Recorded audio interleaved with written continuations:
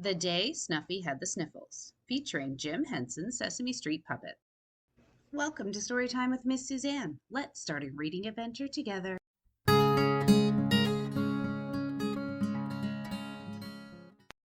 The Day Snuffy Had the Sniffles by Linda Lee Maifair, illustrated by Tom Brannon. Oscar the Grouch popped out of his can just in time to see Big Bird skipping down Sesame Street. "Go away, Bird," Oscar grumbled. "All that cheerfulness will ruin my day. Besides, it's time to collect the trash. I'm too busy to talk to you." "That's okay, Oscar," Big Bird said.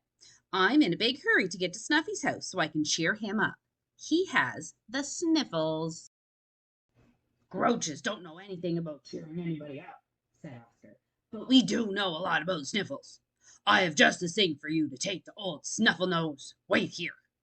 Before Big Bird could say anything, Oscar disappeared into his can, banging the lid shut behind him. Big Bird was waiting impatiently, that means not very well, for Oscar when Cookie Monster came along.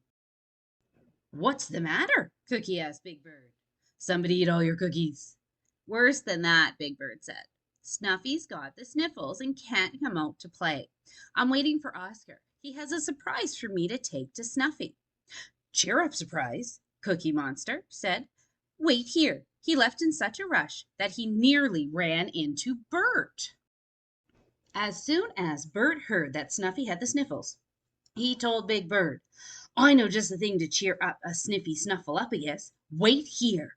He dashed into 123 Sesame Street before Big Bird could open his beak to say one word.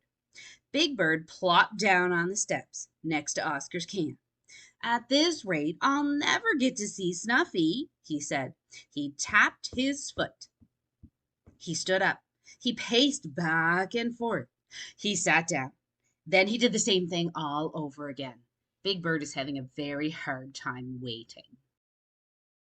Just when Big Bird decided he couldn't wait 1 second longer, Bert ran down the steps and handed him a large shoebox.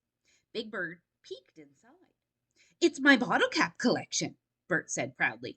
"You can lend it to Snuffy. It will give him something fascinating to look at while he's sick in bed. There's nothing more exciting than bottle caps, except maybe paper clips." I don't know if I really agree with Bert on that. Before Big Bird could answer, Cookie Monster came back, huffing and puffing. He held out a slightly dented cookie can. "Gee, thanks, Cookie," Big Bird said. He tugged at the lid. "I just know Stuffy will enjoy all these cookie crumbs." Cookie Monster shrugged. "Well," he says, "it's the thought that counts." He brushed chocolate chips and cookie crumbs off his tummy. "Sure cheered me up," he said. Just then, Oscar popped back up. "Here, Bird," he said, "the perfect thing for old Snuffy." He placed a jar of something lumpy and green on top of the shoebox and cookie tin. "It's an old Grouch family recipe, handed down from Grand Grouch to Mom Grouch. It's sure to cure even Snuffleupagus-sized sniffles. Sardine and sauerkraut soup," said Oscar. Bert and Cookie Monster held their noses. "Blech," they said. "You better get a move on, Bird," said Oscar. "Can't let that soup get too warm. Sardine and sauerkraut soup only tastes its worst when it's good and cold." I'm going to say what Bert and Cookie Monster said. Blech. Juggling the shoebox, the cookie tin, and the smelly Grouch soup, Big Bird started off again. He was glad to be on his way to Snuffy's at last. He got as far as the library when he met Betty Lou. As soon as she heard where Big Bird was going, Betty Lou said, "I know just the thing to cheer up Snuffy. Come on." Before Big Bird could make a peep, Betty Lou took him up the stairs and into the library. "Everybody's sure in a hurry to make me wait," said Big Bird, looking around. Finally, Betty Lou came back. She balanced a thick book on top of Big Bird's bundle. "Here's an animal picture book for Snuffy to look at all by himself. And here's a monster storybook for his mother to read to him." She piled an even thicker book on top of the first one. "There's nothing like a good book to cheer you up," said Betty Lou. Big Bird's arms were so full he couldn't wave goodbye to Betty Lou. It's a good thing Snuffy's cave isn't far, he said. What do you have there, Big Bird? The Count called from his castle window. One shoebox, one tin, one jar, two books. Wonderful! Big Bird told the Count why he was in a hurry. I have just the thing for your friend, the Count said. Wait here. After what seemed like hours to Big Bird, the Count came out of his castle and handed him a box of tissues. Oh, isn't that nice? Snuffy can count them and count them as much as he pleases, and they'll come in handy whenever he sneezes, the Count said. Crinkled, wrinkled tissues stuck out of the box. I counted them myself. There are 200 tissues, said the Count. Big Bird quietly tiptoed past Gladys's barn. My, you do have your hands full, said Gladys the cow. These are surprises for Snuffy, Big Bird explained. He has the sniffles. I've been trying all morning to go cheer him up. Well, any cow knows there's only one way to do that, Gladys said. Wait here. Not again, Big Bird said. But Gladys had already trotted into the barn. Gladys's cheer-up present turned out to be a pint of ice cream. That's a little one. It was now getting soft and soggy in the noontime sun.